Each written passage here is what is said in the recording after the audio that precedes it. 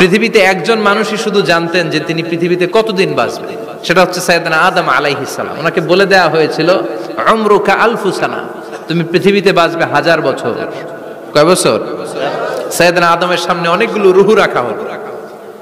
সাইয়েদনা আদম বললেন, এরা কারা?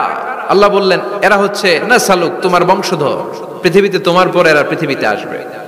সাইয়েদনা আদম বললেন, আল্লাহ ওই যে একটা রূহ দেখা যায়, এটার নাম কি? আল্লাহ বললেন, হাদা ইবনুকা দাউদ, এটা তোমার ছেলে দাউদ, সে দুনিয়াতে নবী হয়ে আসবে, তার ছেলে সুলাইমানও নবী হয়ে আসবে। সাইয়েদনা আদম বললেন, মাবুদ, আমার ছেলে দাউদের কত বছর হায়াত আপনি দিয়েছেন? আল্লাহ বললেন, 40 সানা, মাত্র 40 বছর, 4 ইয়ার্স, 40 বছর তোমার ছেলেটা বাঁচবে। ও আল্লাহ, আমি বাঁচবো কয় বছর? তুমি বাঁচবা 1000 বছর। সুবহানাল্লাহ। সাইয়েদনা আদম বললেন, মাবুদ, এত ফুটফুটে সুন্দর আমার ছেলে দাউদ, মাত্র 40 বছর দিলেন কেন? জিদ মিন উমরিহি, বাড়ায়া দেন। কি করেন?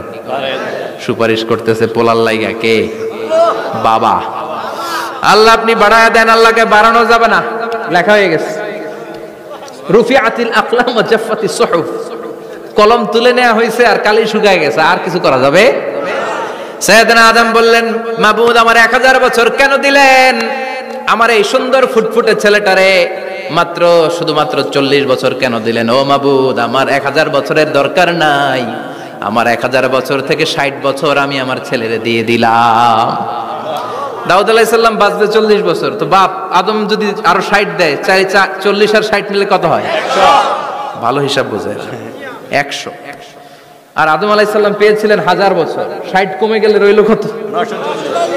940 বছর পৃথিবীতে থাকার পরে মালাকুল মাউত চলে এসেছে।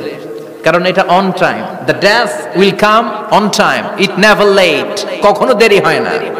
আল্লাহ বললেন, লিকুল্লি উম্মাতিন আজালুন ফাইদা জাআ আজালুহুম লা ইস্তাখিরুনা সাআতান ওয়া লা ইস্তাকদিমুন। মৃত্যুর একটা নির্ধারিত সময় আমি বেঁধে দিয়েছি, অন টাইম, অন টাইমেই চলে আসে, 1 সেকেন্ড আগেও আসবে না, 1 সেকেন্ড পরেও আসবে না।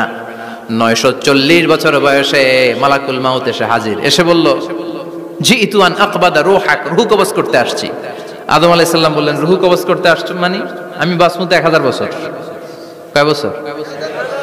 মালাকুল মাউত বললেন, না না, ওই যে আগের কথা স্মরণ করেন, আপনি 60 বছর দিয়া দিছিলেন। কয় না, আমি দেই নাই, আমি আরো বাঁচুম, আরো 60 বছর পাওনা আছি, আমি দেই নাই।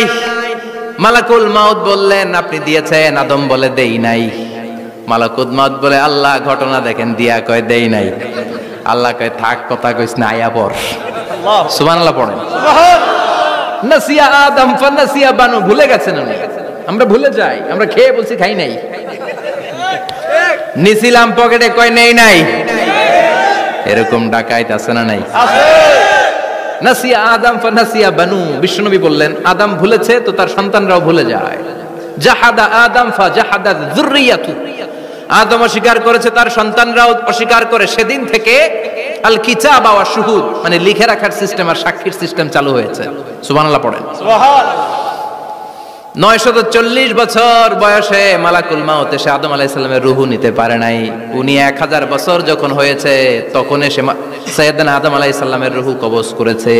যেই দিন পৃথিবীর প্রথম মানব, প্রথম নবীর রূহ মালাকুল মাউত দুনিয়া এসে কবজ করেছে, ওই দিনটাও ছিল জুমাবার। সুবহানাল্লাহ।